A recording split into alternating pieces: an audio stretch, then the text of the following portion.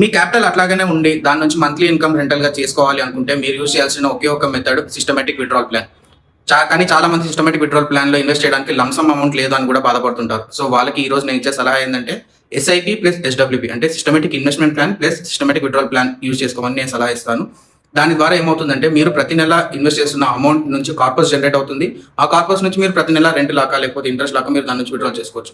ఉదాహరణకి మీరు 10,000 every month SIP చేసుకుంటే 8 సంవత్సరాల వరకు మీరు చేయగలిగితే 8 సంవత్సరాల తర్వాత సేమ్ 10,000 మీరు 20 సంవత్సరాల వరకు పొందవచ్చు. ఈ 10,000 పొందడమే కాకుండా ఎండ్లో మీకు 20 నుంచి 25 లక్షల వరకు లంసం కూడా దొరికే అవకాశం ఉంది. ఇట్లాగే ఇదే కాన్సెప్ట్ మనము ₹1,00,000 ప్రతి నెల రావాలి అనుకుంటే 15 సంవత్సరాల వరకు మీరు ప్రతి నెల 30,000 ఎస్ఐపి చేసుకుంటే 15 సంవత్సరాల తర్వాత ప్రతి నెల మీకు 1,00,000 నుంచి 1,20,000 వరకు వచ్చే అవకాశం ఉంది. ఈ ₹1,00,000 రావడమే కాకుండా మీకు లంసం దగ్గర దగ్గర 1,00,00,000 నుంచి 1,50,00,000 వరకు కూడా మీకు వచ్చే అవకాశం ఉంది. సో మీకు ఎటువంటి క్వైరీస్ ఉన్నా కానీ డిస్ప్లే అవుతున్న నెంబర్కి కాల్ చేసి మీ ఎస్ఐపి కానీ మీ మ్యూచువల్ ఫండ్స్కి రిలేటెడ్ క్వైరీస్ సార్ట్అవుట్ చేసుకోమని నా రిక్వెస్ట్. Thank you.